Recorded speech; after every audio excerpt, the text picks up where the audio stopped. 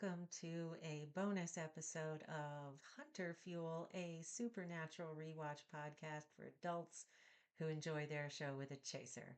I'm Liz, and today I am going to be talking about the first two of 17 official supernatural tie in novels. They are called Nevermore and Witch's Canyon. So normally we would have a featured cocktail here. However, it's not canon. And more importantly, I don't know how I'm going to come up with 327 cocktails for the episodes in the series, let alone adding in all of the additional content in the supernatural universe. So what I have is a pre-mixed cocktail from a local distillery here. It is called a hibiscus lemon drop, and it is both delicious and incredibly strong. So we're going to see how this goes. Cheers, everybody. So, before I get into detail about the novels, which, fair warning, there are going to be spoilers here if you haven't read either of the novels, or if you maybe haven't seen all that far into the series, fair warning, there could be some spoilers here. Nevermore, the first one, has an historian's note that it takes place between the second season episodes Crossroad Blues and Croatoan. The second one, Witch's Canyon, doesn't have a similar note. However, Nevermore ends on November 24th, 2006, with the boys getting a tip that there's something strange going on in Cedar Wells, Arizona.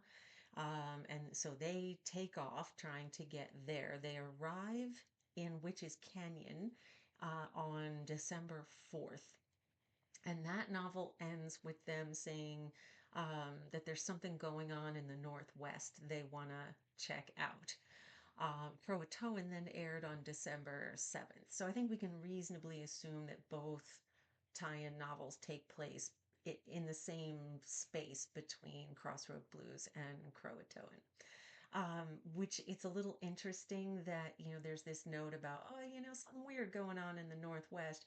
Yeah, we see in Croatoan, the weird thing going on in the Northwest is that Sam is having psychic visions. So it's a little strange that detail gets dropped. Supernatural Nevermore was written by Keith R.A.D. Candido and was published in July of 2007. So about 7, 8 months after the episodes that it's supposed to take place in between. It is 318 pages long and it takes place in New York City. So not that, during the series, the boys never go to big cities. Um, Chicago and Bloodlines being a notable example. But they tend to stick to sort of rural America. So it's a far more urban setting than we typically see the boys in. They head to New York City because Ash, of Harvell's Roadhouse fame, he's got a friend who's having some trouble of the ghostly variety, and he asks the Winchesters to go see what they can do to help his friend out. The friend's name is Manfred Afiri, so it's an unusual name. So that good on you, Manfred. I hope that name serves you well.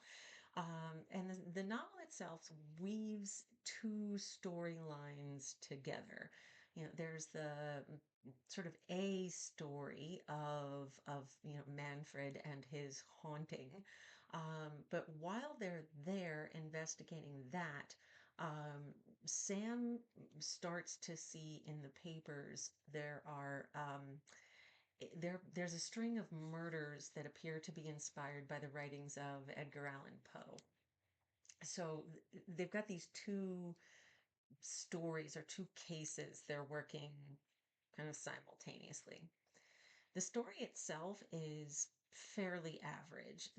There's lots of details about the Bronx that are probably going to be amusing to somebody who's familiar with the Bronx.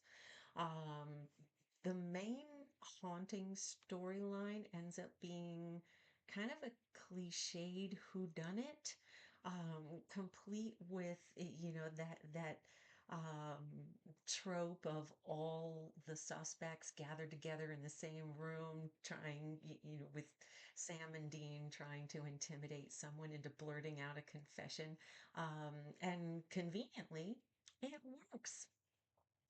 The secondary plot, the B plot with the Poe murders is a little more interesting, especially if you happen to be a fan of the writings of Edgar Allan Poe. What makes it atypical for the Winchesters is that the brothers are convinced the ritual the murderer is attempting to follow is a fake, that it's a hoax. It attracts Sam's attention because of the literary connections. Who would have ever thunk it that Sam Winchester would be a fan of Edgar Allan Poe's? But the murderer believes that they are conducting a legitimate supernatural spell. All the evidence the Winchesters have is that the ritual itself was created by a con man, and it's just a hoax. It's fake. Um, so the brothers have one case that's definitively their thing, and then another case that maybe is sort of their thing, maybe. In the process of investigating the Poe murders, the boys run into a detective named McBain. She says she worked with John previously, that anytime he would come to New York City on a case, he would call her, and that she is in the habit of running interference for hunters who are, in the city, and she tries to keep them off the police blotter while they're doing whatever it is they do for supernatural monsters wreaking havoc in New York City.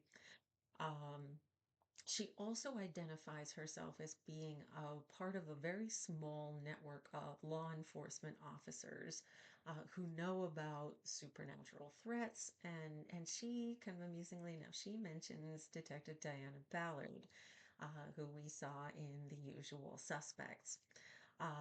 According to Nevermore, she was suspended pending the results of an internal affairs investigation.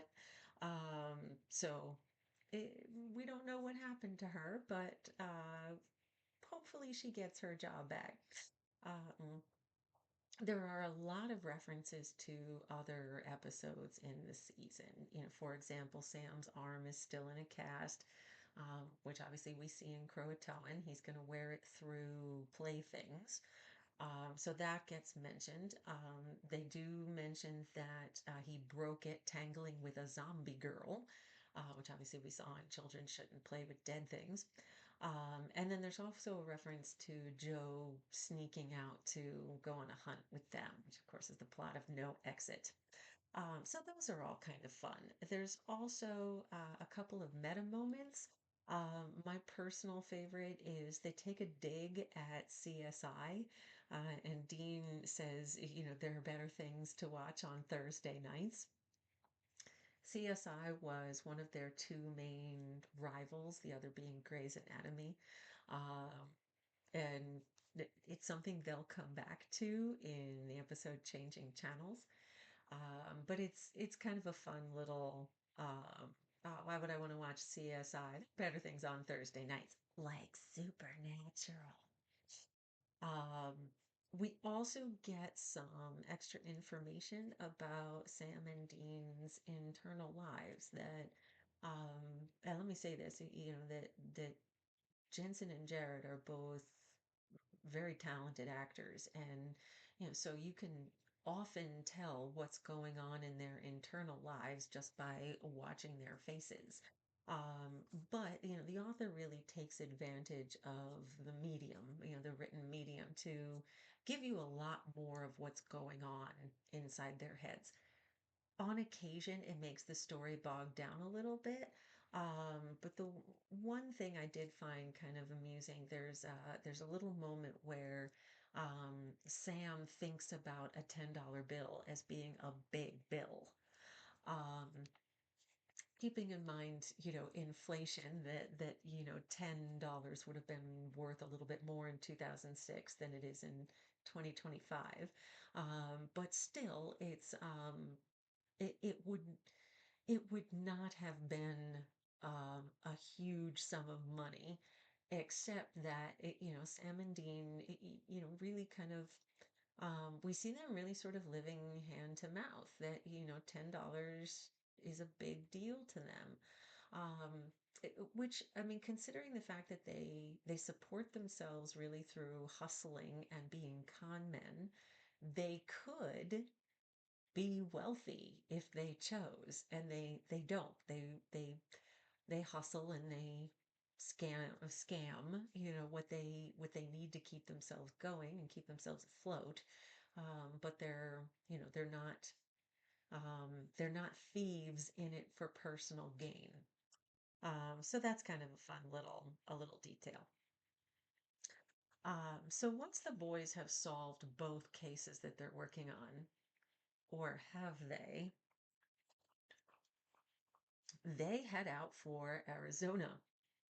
Then we get a little epilogue with Detective McBain, who is visited by Detective Victor Henriksen, who is a character who won't appear in the series until Night Shifter.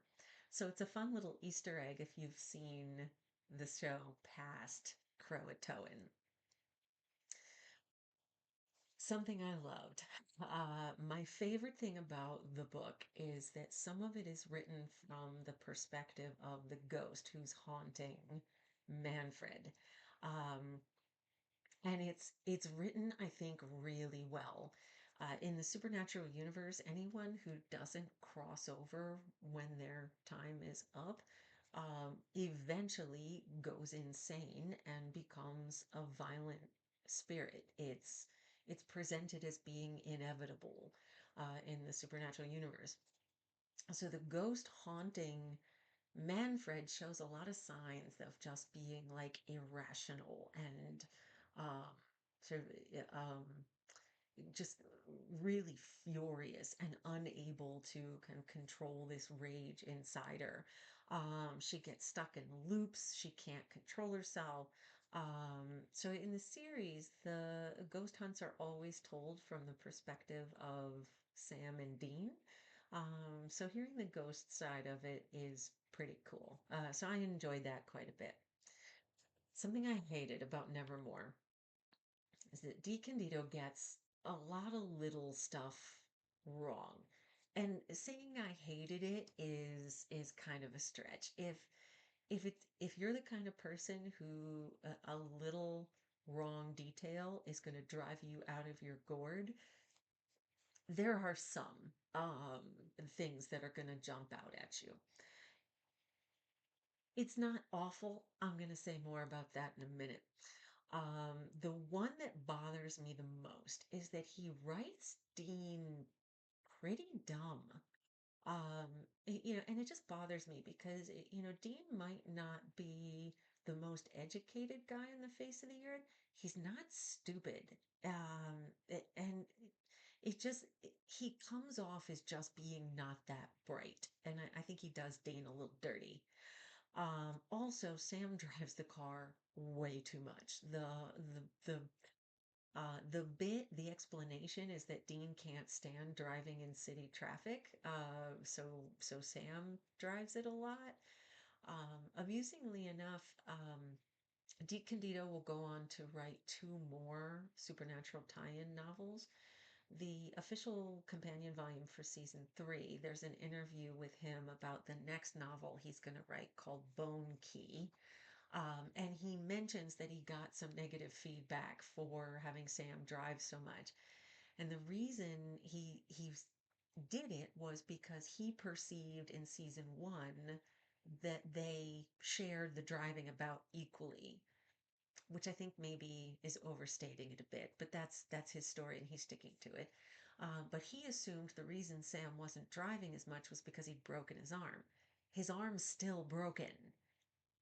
It was mentioned earlier in the story, so he still shouldn't be driving so much.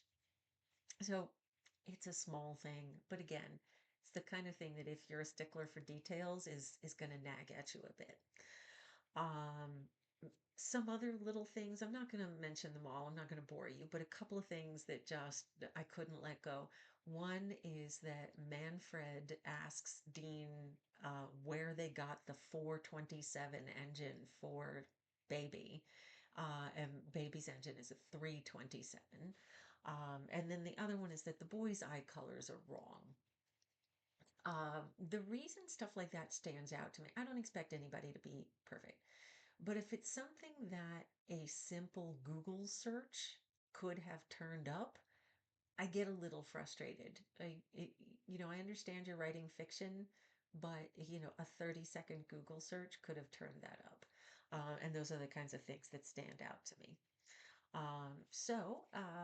We will, when we get there and we read Bone Key, we'll have to see if Candido straightens himself out for what color eyes Sam and Dean have. So that takes us on to Witches Canyon. It was written by Jeff Marriott and was published in October of 2007. I told you they were strong. 2007. And it is the only one of the 17 official tie-in novels written by Marriott. Honestly, I'm not that broken up about it. It's 368 pages, so 50 pages longer than Nevermore. And he could have cut those 50 pages out and probably had a tighter, faster paced story. In the previous novel, Detective McBain had sent the boys to Cedar Wells, Arizona. Every 40 years, there is a cycle of vicious murders lasting a few days. And the Winchesters hope that they're going to be able to arrive in time to stop whatever it is that's causing these before anybody dies. They are not successful. So this one has, compared to Nevermore, it has a substantively higher body count. By the time they get to Cedar Wells, several people have already died under mysterious circumstances. They think at first they're looking for one murderous ghost, but the more that they investigate, the higher, the more the body count rises. Witnesses report different attackers, some humans, some not. And then the deaths happen with different MOs and in different locations. So they spend a lot of the book just trying to figure out what's going on. And, they think they'll have a lead, they'll follow it, it'll turn out to be a dead end, and they're back to square one. Um, I think that it's probably a little realistic about what investigations genuinely look like. It doesn't necessarily make for scintillating reading.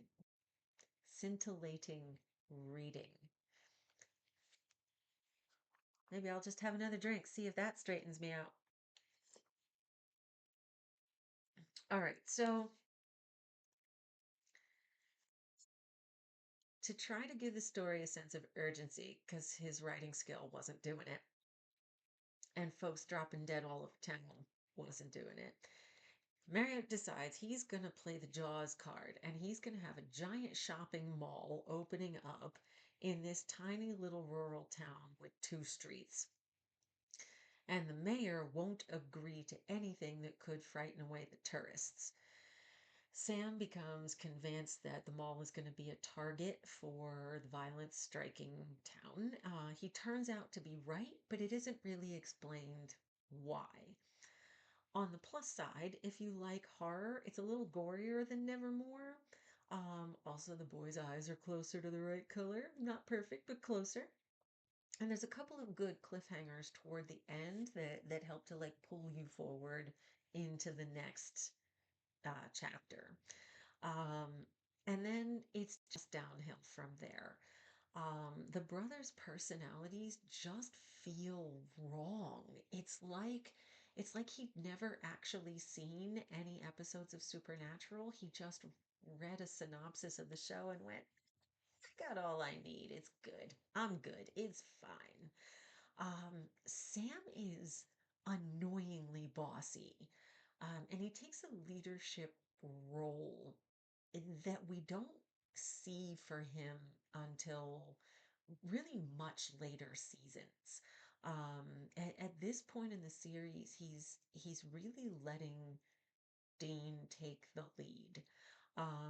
And it's something honestly that they argue over later in the show, where particularly after the events of season four, like in season five, he starts saying, I can't be on double secret probation forever.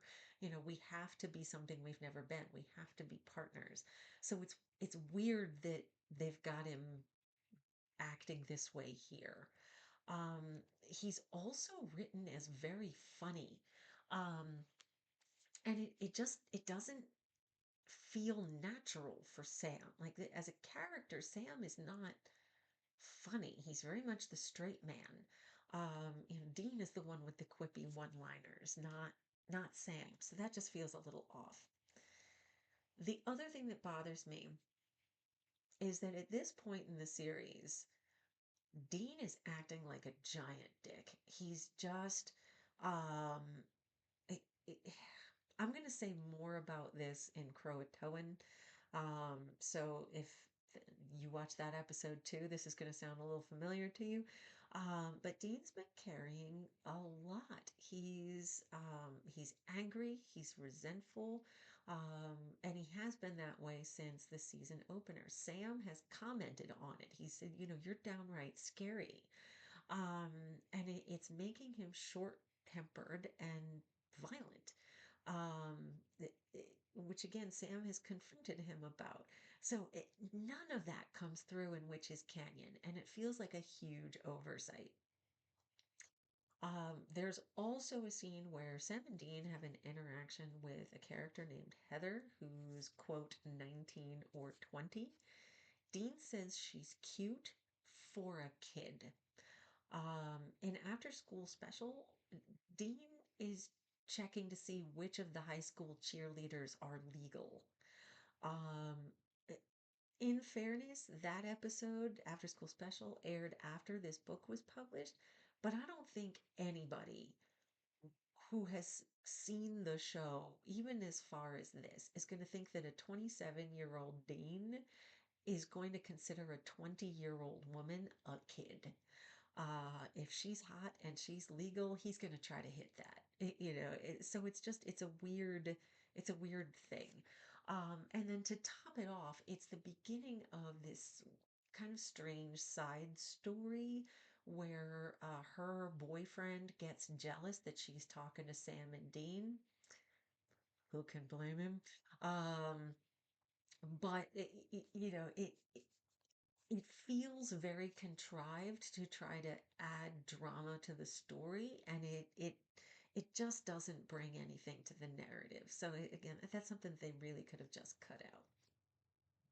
The thing I said I hated about Nevermore were all the little details that the author got wrong. But Witch's Canyon said, hold my beer. John's death is described as being, quote, a soldier's death in battle. Um, but part of what's been eating at Dean is that's not how John went out. Like if John had legitimately gone out in battle, um, I think Dean would still be a mess because of, the thing that John whispered to him in the hospital, which, as of the end of Croatoan, we get a little cliffhanger. Um, that we're about to find out what that is in the show. But I don't think Dean would be quite as much of a mess if he had in fact died in fight, if he'd gone down swinging. Um, Also, the boys don't carry the right weapons. Um, it, Again, it's the kind of detail that it's not going to bother everybody, but they have their preferred weapons, and for them to not carry the right ones. It just feels out of character. He also brings back that weird green laser pointer thermal scanner thing that appeared in Nightmare. Um, Again, in fairness, it's something that wouldn't be as obvious at, halfway through season two as it is after having seen all 15 seasons and knowing that that scanner never makes a reappearance. But Kripke absolutely hated that scanner. He said the boys are analog. This is way too high tech for them. So it's weird to see it make an appearance here. Having seen the whole show and knowing that that's really not the Winchesters thing. In the end, the source of the murderous ghosts is a witch buried in, you're not going to believe this, a place the locals call Witch's Canyon. There's a dead zone over her grave, which is reminiscent of what we saw in Children Shouldn't Play with Dead Things. So that's kind of a fun little note. Um, but it's not enough to save the story. It's the witch in question is named Elizabeth Clare Marborough. She came to Cedar Wells after causing some trouble back east in Darien Center, New York. Sam claims that the story is in Dad's journal. Um, of I'm going to call it a version of Dad's journal was published in 2011, and there's no mention of Ms. Marborough in the published version of the journal. It's a small thing. Um, Again, the books aren't canon, so I don't know that we can blame the writer of John's journal that got published for it being missing. But it's I don't know. I think there are ways to fix that that I'll probably talk about when I do a bonus episode on John's journal when we get there. But for now, I'll just say it's a little nagging thing. Um, Side note, Elizabeth Marlborough's evil escapades back in New York remind me quite a bit of Countess Elizabeth Bowtry. If you're interested in hearing more about her, I highly recommend an episode of the Lore podcast called All the Lovely Ladies. If you prefer a visual format, there's also 2 seasons of Lore on Amazon Prime. And there's an episode called Mirror Mirror that also deals with Elizabeth Bowdry. So you may find that interesting. The biggest hanging chad for me is that there's absolutely no explanation for why this murder cycle happens every 40 years. Typically in the series, if there's a cadence to an event, like as an example in, oh darn, my cocktail just made it fly right out of my brain. It's um, it's the one where the the ghost facers, it's ghost facers. There it is. I just had to give it a second. It came back. That's the leap year ghost, that every leap year there's disappearances in the house. That there's some explanation for why there's a cadence to the murders. Um, and that's just not present in this novel. There's no explanation for how or why the witch is controlling these spirits around town, in this kind of blast zone of weird. There's no explanation for um, what her motivation is, how she's managing, like why they're animals, sometimes they're people. None of that is explained.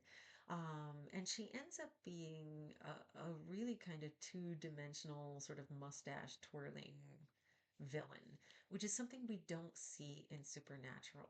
That Supernatural boss bads are, they have backstories, they have motivations, they have depth, and all of that is missing for this witch here. So something I love, and I had to work kind of hard to come up with this one. But honestly, the thing I love the most about the book is that Sam is written as the badass that he is. And again, it's something that doesn't really come out until later in the series, but there are hints of it. One of my favorite ones is in After School Special, where we see Sam at 14. Um, and we realize he's absolutely lethal. He's completely capable of taking care of himself. And there's just something in his eyes that backs down a bully. Um, so I do like that Mario recognizes that and writes Sam as a legitimate badass. Picking one thing I hated. Um, there's just a ton of unnecessary details. The victims all get these kind of lengthy backstories that I think are supposed to make you care about them when they die, and it doesn't work. At the very beginning, the boys coincidentally bump into this lady at the Grand Canyon, um, which again in Croatoan, there's this mention that, hey, we should go to the Grand Canyon. Well, according to Witch's Canyon, they just came back from there. So that's a little odd too. But it just feels really contrived. She turns out to be the owner of the property where the witch is buried. And all it buys you is that she recognizes Dean when he comes to save the day. And it's really not necessary. He's an experienced con man, and let's be honest, wicked hot. So I don't. She doesn't need to have recognized him to to be able to kind of work with him at the end to, defeat the end boss. It sort of it just doesn't make any sense. It's not necessary and it just takes up space. All in all, I know I've been complaining about it. The book isn't awful. There are worse. There are worse written tie-in novels, which we'll talk about when we get there. But it had potential that it just didn't live up to. So of the two, Nevermore is a better read. So if you're a completist who is going to read all of them no matter what, enjoy. Let me know what you think in the comments. If you disagree with me, if you really enjoyed Witches Canyon, let us know. All right, well, that is last call. Thanks for coming along with me for the ride. If you like what we're doing here, please be sure to subscribe, like our videos, comment, and that makes it easier for other people to find us too. We love hearing from our SPN family, so you are always welcome to send us an email at hunterfuelpodcast@gmail.com and follow us on Facebook and Instagram at Hunter Fuel Podcast. Lynn and I will be continuing our rewatch with season 2, episode 9, Croatoan. Until then, be safe, everybody. Bye bye.